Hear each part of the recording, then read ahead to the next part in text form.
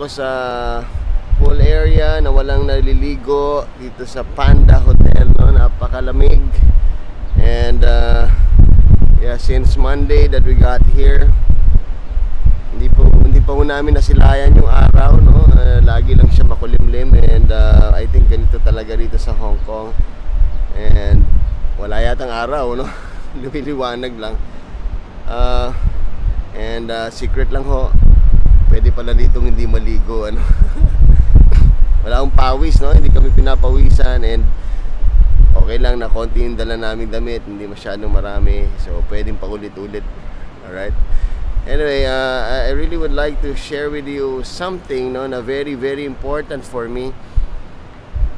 Because this whole Hong Kong vacation is a dream, no? It used to be a dream.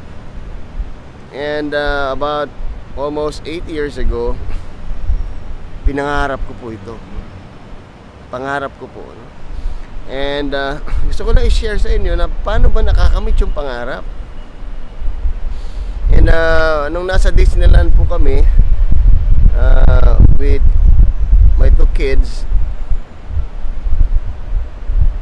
biglang nag-flashback sa akin, ano, na nung kinukunan ko sila dun sa nasa likod nila yung castle. Nag-flashback sa akin na about 8 years ago, nung nangangarap ako, pinicturean ko sila, then inedit ko po yun sa Photoshop, kinrap ko, then ipinatong ko sila dun sa castle ng Disneyland. Excuse me. Nahanapin ko po yan, try kong i-upload. Nag-flashback sa akin yung sabi ko, wow, ito mismo yung picture o yung vision na nakita ko when I was dreaming. Nung pinapangarap ko po ito, nag-visualize ako. Alright? So it's so important po talaga na other than pangarap, napakahalaga po pala nung vision. Alright? So gusto ko i-share sa iyo na whatever you have, I'm sure every one of us, meron po tayong pangarap. Pero after you dream on something, no, after mo sinabi, gusto ko ng ganito, gusto kong maging ganito yung buhay ko, gusto kong magkaroon ng ganitong klaseng relationship, gusto kong maayos yung paligid ko, etc. Whatever your dream is, make sure it will be supported by a vision. Okay, so there should be a vision. So ito na po yung anak ko. Alright? So dapat po ma-visualize natin. Alright, so yun nga po yung sinasabi ko, that successful people, the great men, successful leaders, they see with their eyes closed. Why? Because when you close your eyes, doon mo nakikita yung katuparan ng pinapangarap mo. Okay, doon mo makikita in advance yung katuparan ng pinapanaganipan mo. Alright, so it should be so vivid that when you close your eyes, it's already happening. Okay, so ganun po ang ginagawa ko, and little did I know na yun pala yung dapat. Okay, when you dream of something, you make sure that that's very vivid vision na nakikita mo siya when you sleep, or on your sleep, no, before you sleep, when you close your eyes, pagkagising mo, before you even open your eyes, you see it happening. And every time you're awake, you just keep closing your eyes and see it happening, no? Pag nakatulala ka, you close your eyes, you see it happening. We call it a vision. So ganun po ang nangyari, no? This Hong Kong trip is just a vision. It's just a dream with a vision.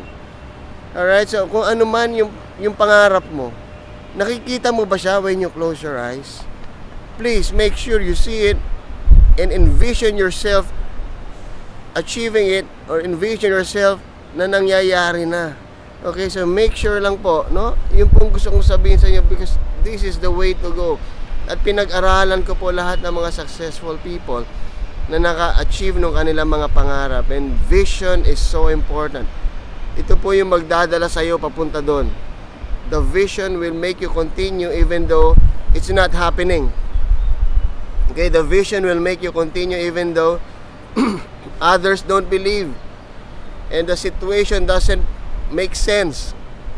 It is when you close your eyes and you still see it, and it's vivid, it's happening, and then you smile.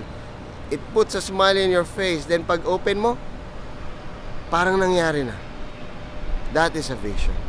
Alright, so yun pong gusto ko i-share sa inyo. Please, everything that I'm experiencing now, every happiness, every joy, is all part of a dream that I had 10 years ago, 20 years ago, 30 years ago.